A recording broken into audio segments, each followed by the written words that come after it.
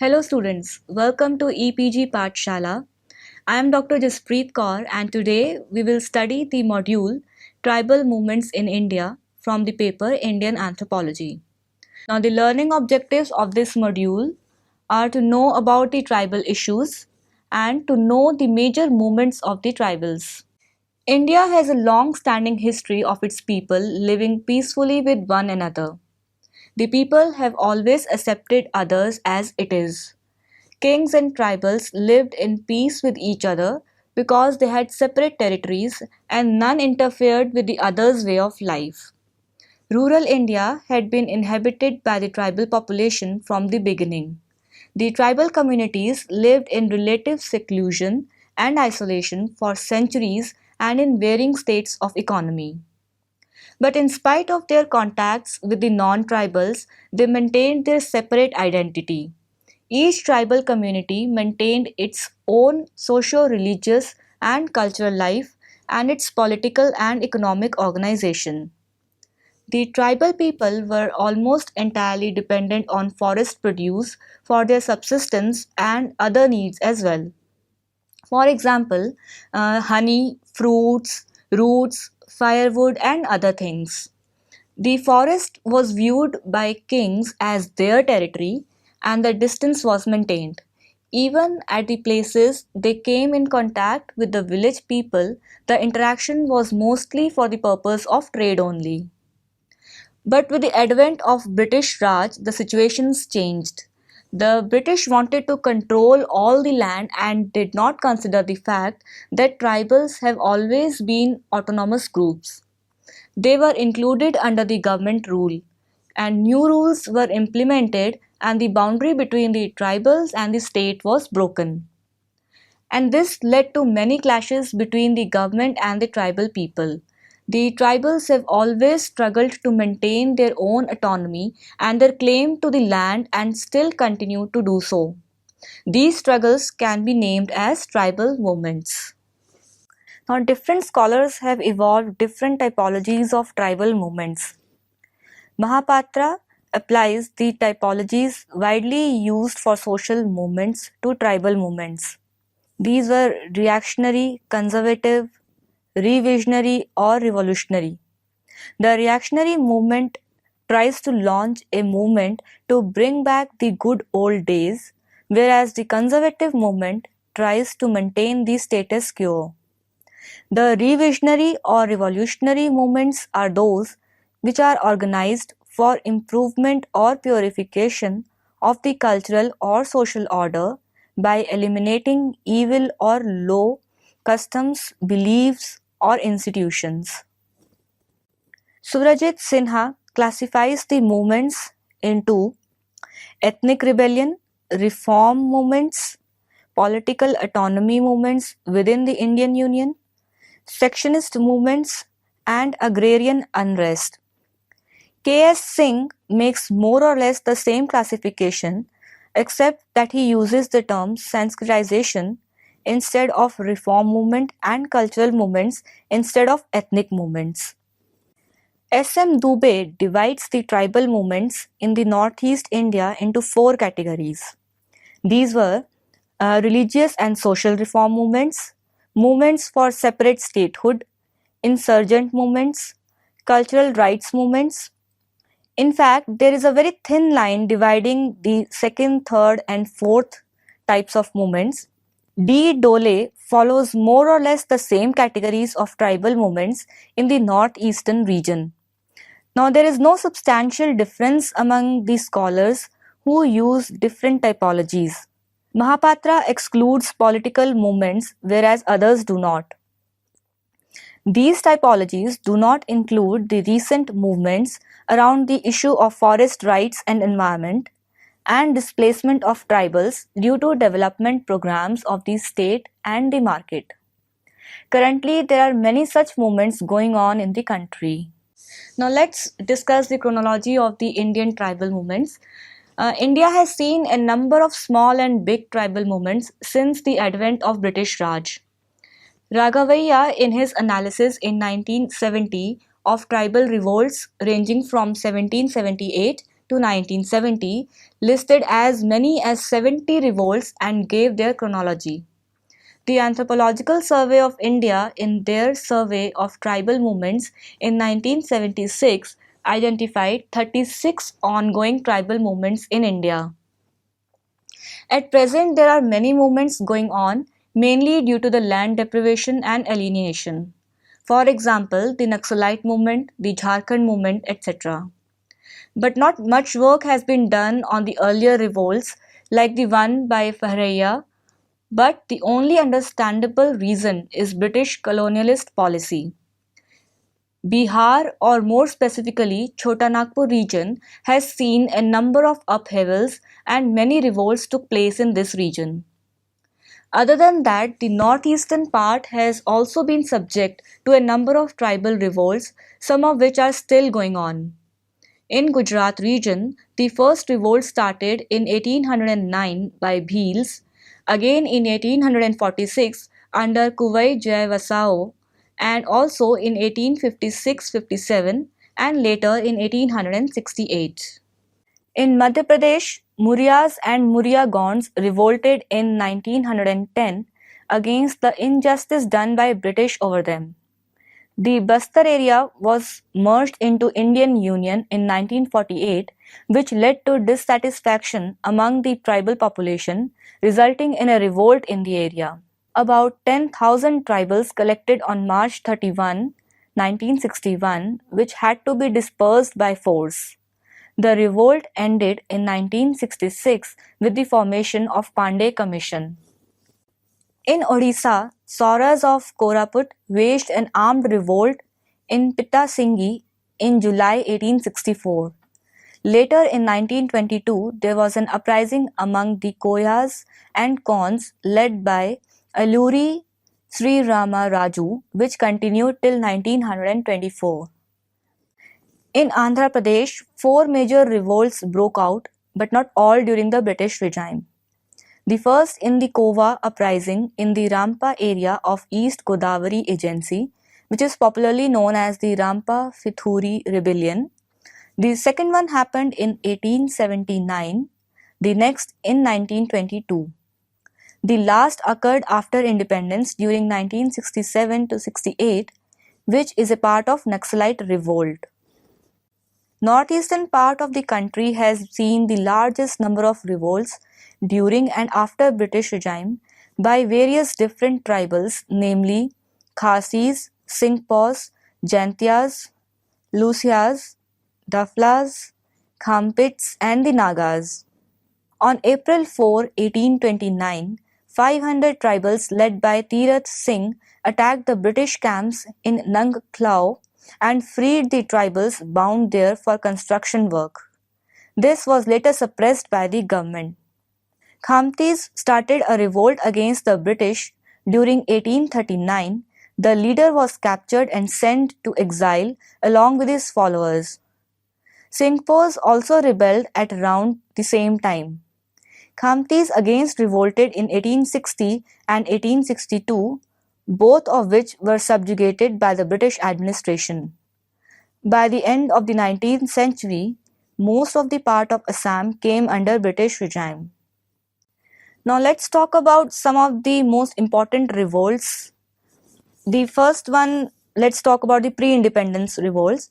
K.S. Singh, analyzing tribal movements before independence, have divided them into three phases. The first phase between 1795 and 1860, the second phase between 1861 and 1920, and the third phase between 1921 and 1947. The first phase coincided with the establishment of the British Empire, the second with the intensive colonialism during which merchant capital penetrated into tribal economy, and the third with the participation in the nationalist movement and also launching of agrarian as well as some separatist movements. The movements followed a similar pattern. The British entered the area and brought with them a whole class of people like moneylenders and zamindars with them. These outsiders were called Dikus by the tribals, thus beginning a whole cycle of exploitation and oppression. which resulted in various dissatisfaction and revolts. The movements were small scaled, disorganized, and weaker as compared to British.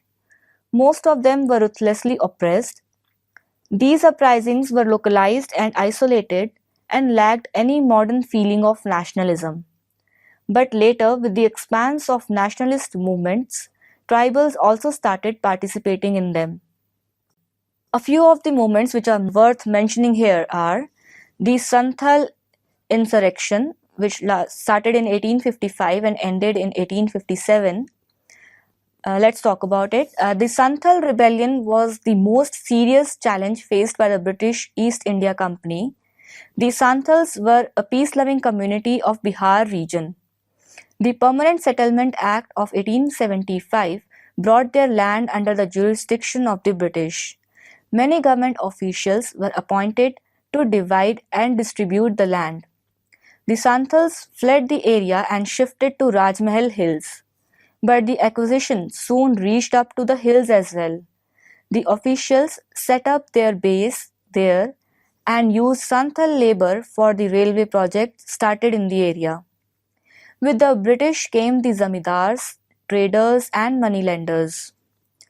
Santhal's trade worked on barter system, but with the new economy, they felt the need of money. The moneylenders gave out loans with a very high rate of interest, and the Santhals were thus forced to give away their possessions in return of the money. Sometimes it also happened that women were taken away forcefully by the British officials or zamindars, which led to great dissatisfaction among them. Two brothers, Sindhu and Kanhu, rose against these dreadful activities, and on June 30th, 1855, 10,000 Santhals assembled at the Bhagadhihi fields and pledged to establish a free Santhal state. Common people like blacksmiths, potters, carpenters, and weavers supported them. Other leaders were brothers Chand and Bhairav, Bir Singh and Pramanik. The number of rebels rose up to 50,000. They targeted the railway stations, post offices, police stations, European bungalows, and zamindars' houses. And they bravely fought with only bows and arrows with the armed British soldiers and nearly brought British rule down from Bhagalpur to Munger. Trouble spread to Birbhum and Murshidabad as well. Postal and rail services were thoroughly disrupted. Several British armies were dispatched to quell the rebellion, and at last, in February 1856, the uprising was suppressed and 23,000 rebels were slaughtered. Sindhu, Kanhu, and other leaders were hanged. Prisoners got jail in terms of 7 to 14 years, and 36 Santhal villages were destroyed. Thus, the Santhal revolt was essentially a peasant revolt. People from all professions and communities, such as potters, blacksmiths, weavers, leather workers, and domes, joined in. It is distinctly anti-British in nature. And due to the Santhal rebellion, the Santhal area began to be considered as Santhal Pargana. Due to the insurrection, the British recognized the tribal status of Santhals, and now they come under the uniform administration. The Munda Revolt. The movement of Birsa Munda is the most popular movement of the Munda tribes of Singhbhum and Ranchi districts of the Chotanagpur region of Bihar. Before the introduction of the British policies in the areas inhabited by Oraon and Munda, their traditional land and social system had existed. Their land system was known as Khuntkari system. The land was distributed through customary rights and there were no landlords. The tribals worked on their land and paid tributes to their chiefs. By 1874, the British replaced the traditional Khuntkari system by the Zamindari system.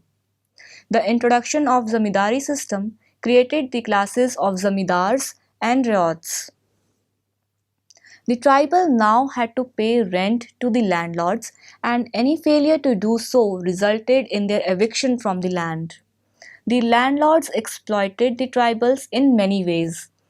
Even the social system of the tribals did not remain unaffected by the British policies. Their clan councils, which provided them justice without any fees, were replaced by the modern courts. Apart from the exploitation and oppression of the Mundas caused by the outsiders and disruption caused to their traditional social and political systems, natural calamities also worsened their conditions.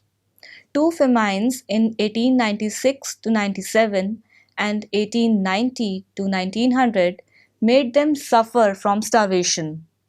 The Mundas held the Dikus and the missionaries responsible for their miseries. The movement was led by Birsa Munda. He felt that this freedom could be achieved by ending the oppression of the Dikus and by driving the British out of their territory or by killing them. He announced the establishment of the Birsa Raj, in which nobody but only Birsa could be obeyed. He asked the Mundas not to pay rent. The government arrested Birsa on 22nd August 1895. He was convicted along with others on 19th November 1895. The arrest of Birsa increased the anti-government bias of the movement. He was later released and the movement took a violent form. It broke out on 24th December 1899. The tribals attacked the outsiders with their traditional weapons, that is, the arrows, and burnt their houses. On January 28th, two leading Munda Sardars and 32 others surrendered following the attachment of their property. Police arrested the Birsa on 3rd February 1900 and he died of chronic dysentery on January 9, 1900. The result of the trial weakened the Munda movement. The movement had its impact on the government attitude towards their problems. It decided to abolish the compulsory beggar system and passed the Tenancy Act of 1903, which recognized the Mundari Khundkati system. The government also passed the Chota Nagpur Tenancy Act in 1908, and thus Birsa became a legend for the coming generations. The tribal movements in the northeast region of India were also politico-religious in nature. Due to the majority of the tribes in the region and their economic and social position, the movements were hardly socio-economic in character. Following were the important tribal movements of the northeast India. We'll discuss two here. The Khasi uprising, the conscription of laborers of road construction, linking up the acquired Brahmaputra Valley and the Sylhet passing through the Khasi region, resulted in the uprising of the Khasis, supported by the Garos and led by Tirhut Singh. Though the rebellion continued for 4 years, it was suppressed in 1833 by the colonial power. The second was the Kuki uprising. The Kukis of Manipur revolted in 1917 under the leadership of Jadonang and his niece Rani Gaidnilu. The British policy of recruitment of Kuki laborers during the First World War was seriously affected by the stability of the agriculture-based Kuki economy. Also, the system of beggar imposed upon the tribes and the ban of shifting cultivation led to the rebellion. Guerrilla warfare of the Kukis lasted for 2 years when it was crushed by the British in 1919. Now let's talk about some of the important post-independence tribal movements. After independence, also the tribals faced the same issue they faced at the time of British. The situation did not change for them. The government though tried various policies for their upliftment, but the approach that they adopted did not work. Many revolts broke out after independence as well, and tribal movements after independence have been classified into 4 categories by K.S. Singh. These 4 categories are the agrarian, Sanskritization, cultural, and political. Now, there are marked differences between the tribal revolts of pre-independent India and post-independent India. The revolts are more organized and on a larger scale. Separate military groups are also a part of such movements. There are also some peaceful movements, and with the growing consciousness about the judiciary system, they have tried the help of courts and media as well. Let's discuss some of the movements in brief. The first one is the Naga separatist movement. The Naga revolt started in 1918 with the foundation of the Naga Club in Kohima. The Nagas demanded their exclusion from the proposed constitutional reform in British administration in India. Although their plea were rejected, but the separatist movement started taking hold. In 1946, the Naga Club was renamed as Naga National Council. They asked for a separate state comprising Naga inhabiting areas as Nagaland, Arunachal Pradesh, Assam, and Myanmar. The leader of the movement was Angami Zappa Fizo. On 14 August 1947, the NNC, under Fizo's leadership, declared independence, thereby resulting in his arrest. He was later on released. Disappointed with his talks with Nehru, he turned to armed rebellion. However, he failed and fled to Pakistan, where he stayed till his death in 1990. Now, in 1975, an agreement known as Schilling Accord was signed between GOL and NNC. Some people were not happy with this pact and led to formation of Nationalist Socialist Council of Nagaland on January 31, 1980 by Isaac Chizi So and S.S. Kaplang. Later on, the differences shelled out within the outfit later, and on April 30, 1988, the group split into two factions, the NSCN and NSCN Kaplang. Although their philosophies differ, but their goals remain the same, that is, the establishment of a greater Nagaland comprising all Naga inhabited areas within India and Myanmar. Similar other separatist movement also took place in the other parts of India. Let's discuss about the Naxalite movements in India. At present, the Naxalite movement is the largest movement going on and has the largest reach. The movement traces its origin from a village in West Bengal, Naxalbari, and hence the name. On 2nd March 1967, a tribal youth named Bimal Kisan, having obtained a judicial order, went to plough his land. But the local landlords attacked him with the help of their goons. The tribal people of the area retaliated and started forcefully recapturing their lands. What followed was a rebellion which left one police sub-inspector and 9 tribals dead. The tribals and the lower caste were already severely exploited by the higher caste zamindars. This movement started as retaliation to such exploitation. Though the United Front government of West Bengal, headed by the CPIM, was able to contain the rebellion within 72 days using all repressive measures possible, these units had a formal meeting in November 1967, as a result of which the All India Coordination Committee of Communist Revolutionaries was formed in May 1968. Allegiance to the armed struggle and non-participation in the elections were the two cardinal principles that the AICCR adopted for its operation. However, the differences cropped up over how an armed struggle should be advanced, and this led to the exclusion of a section of activists from Andhra Pradesh and West Bengal, led respectively by T. Nagi Reddy and Kanhai Chatterjee. AICCR went ahead with the formation of the Communist Party of India in May 1969. The CPI held its first congress in 1970 in Calcutta. Later on, Kanhai Chatterjee split from the movement and formed his own party, Maoist Party of India. Now, even in the CPI, there had been numerous splits, and today there are over 30 different groups fighting for the Naxal rights in India. Initially, the movement had its center in West Bengal, but in the later years, it spread to southern and eastern India, such as Chhattisgarh, Odisha, and Andhra Pradesh. Now, let's look at the current scenario.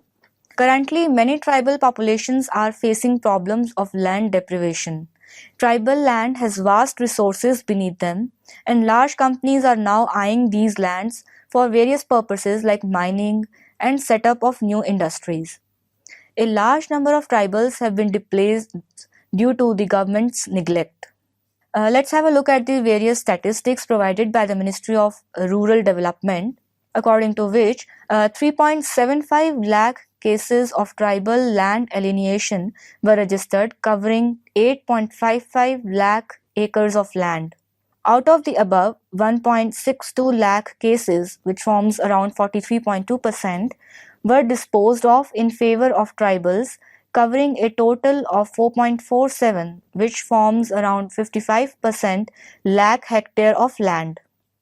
Out of these, 1.55 lakh cases covering an area of 3.63 lakh acres were rejected by the courts on various grounds. 57,521 cases involving zero point 0.4 lakh acres of land are still pending in various courts of the country.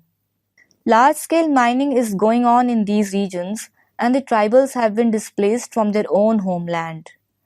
Some tribal populations have been protesting against this injustice. In Odisha, the movements to save Niyamgiri Hills have now reached internationally.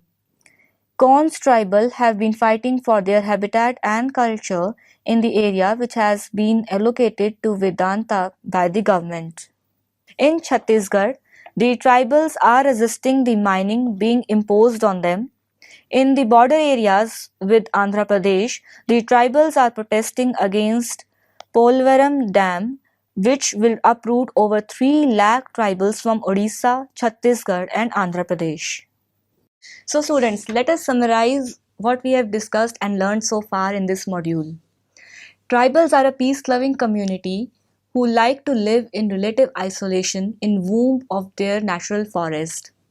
But they had been oppressed and exploited and misused by the outsiders, which they retaliated earlier through disorganized force and later through organized peace movements or through militant groups.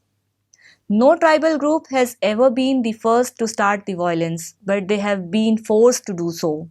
The need of the hour is to understand their culture before making any decision regarding their land or their upliftment. Also, they should be involved in any policies which affect them.